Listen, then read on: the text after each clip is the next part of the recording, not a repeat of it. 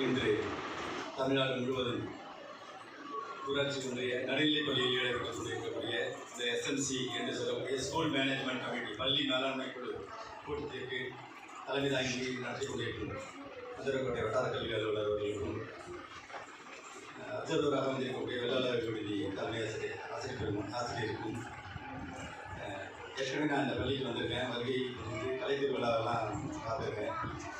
அப்படி வரும்பொழுது இந்த பள்ளியோட நலனை முழு அக்கறையோடு செயல்பட்டு கொண்டிருக்கும் மருத்துவர் ஐயா அவர்களுக்கும் மதுரை காமராசர் தொழில்களை இருக்கக்கூடிய பேராசிரியர் அவர்களுக்கும் ஊராட்சி மன்ற தலைவர், துணைத் தலைவர் மற்றும் ஊர் பெரியவர்கள், பள்ளியில் பயிலக்கூடிய மாணவர்களுடைய பெற்றோர்கள், இதற்கு முன் இந்த பள்ளி மேலாண்மை குழுவில் உறுப்பினர்களாக இருக்கக்கூடிய உறுப்பினர்கள் உங்கள் அனைவருக்கும் பள்ளியில் ஆசிரியர் பெருமக்கள் மற்றும் இளைஞர் கல்வி ஒருங்கிணைப்பாளர், எஸ்எஸ்சி சூப்பர்வைசர் உங்கள் அனைவருக்கும் என்னுடைய காலை வணக்கத்தை தெரிவித்துக் கொள்கிறேன்.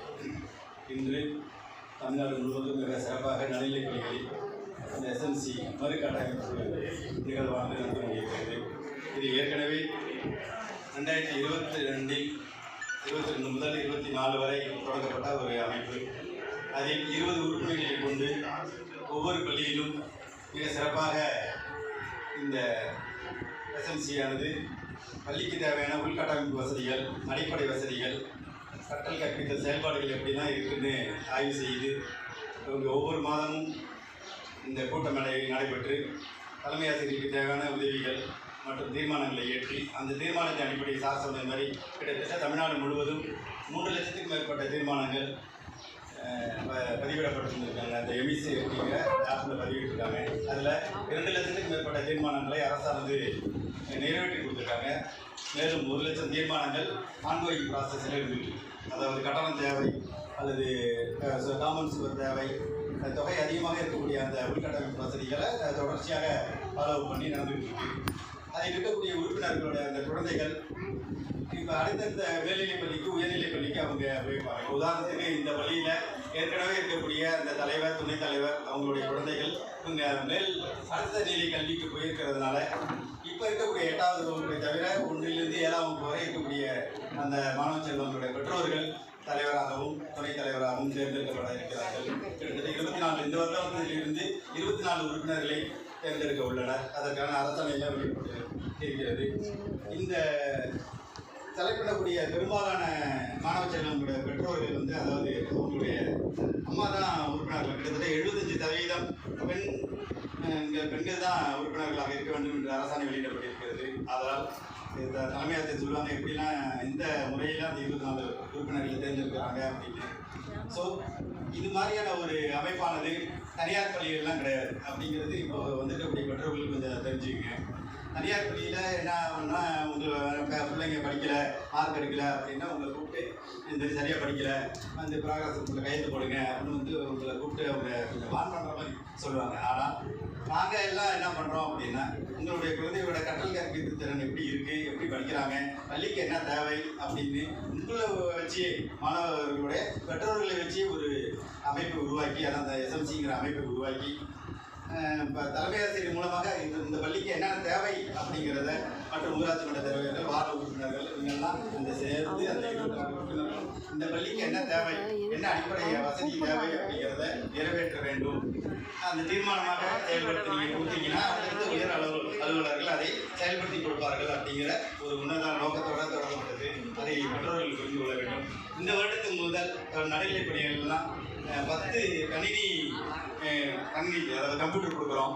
கொடுத்து ஹைடெக் லேப் என்ற ஒரு அமைப்பை உருவாக்கி அந்த மாணவ செல்வங்கள்லாம் 1லிருந்து அல்லது 6, 7, 8 வகுப்பு படிக்கக்கூடிய அந்த மாணவ செல்வங்கள் அந்த கம்ப்யூட்டர் மூலமே சின்ன சின்ன தேர்வுகள்லாம் எழுதக்கூடிய, கிட்டத்தட்ட அரசுக்கு வந்து இது 1500 கோடி ரூபாய் செலவுக்கூடிய ஒரு உன்னதமான ஒரு தொழில்நுட்பம் நிறைந்த பள்ளிகளாக மாற்ற வேண்டும். இது ஏற்கனவே உயர்நிலைப் பள்ளி, மேல்நிலைப் பள்ளிகள்லாம் இருக்குது. இந்த ஹைடெக் லேப் அப்படிங்கிற அந்த கணினி அறை வந்து உயர்நிலைப் பள்ளியில் ஒரு 10 கம்ப்யூட்டரும், மேல்நிலைப் பள்ளியில் 20 கம்ப்யூட்டர் கொண்டு அந்த குழந்தைகளெல்லாம் அங்கே கணினி சம்மந்தப்பட்ட அந்த தேர்வுகளை எழுதுகிறாங்க.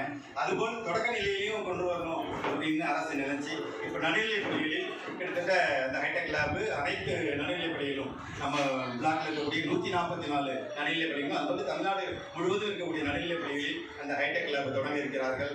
அதுக்கான ஃபர்ஸ்ட் ஸ்டேஜ் ஒர்க்கு ஸ்டார்ட் பண்ணி கிட்டத்தட்ட முடிச்சாச்சு. இப்போ அடுத்தது சிஸ்டம் வந்தோடனே அதை ஃபிட் பண்ணக்கூடிய அந்த ஒர்க்கு நடக்கும். அடுத்தது மாணவ செல்வங்கள் அதுக்கு ஒரு ஆசிரியரையும் நியமித்து மாணவ செல்வங்களுக்கு அந்த கணினி சம்மந்தப்பட்ட அறிவியனா ஏற்கனவே இந்த ஸ்கூலில் ஒர்க் பண்ணிட்டு இருக்கிறவங்களுக்கு அந்த கணினி சம்மந்தப்பட்ட செயல்பாடு கொஞ்சம் தெரியல அப்படின்னா கூட அதற்கு இந்த காலத்துக்கு ஏற்றவாறு நாங்கள் ஒரு கணினி ஆசிரியரையும் நியமித்து அதை மாணவ செல்வங்களுக்கு சொல்லிக் கொடுக்கறதுக்கு தயாராகிட்டோம். இதையெல்லாம் நீங்கள் பெற்றோர்கள் தெரிந்து கொண்டு உங்களுக்கு அருகில் இருக்கக்கூடிய குழந்தைகள் யாராவது தனியார் பள்ளியில் போய் சேர்ந்து, ஏன்னா அரசோட நலத்திட்டங்கள் அனைத்துமே தனியார் பள்ளியில் படிச்சுட்டு அதுக்கப்புறம் வந்து கேட்டாங்கன்னா கிடைக்காது.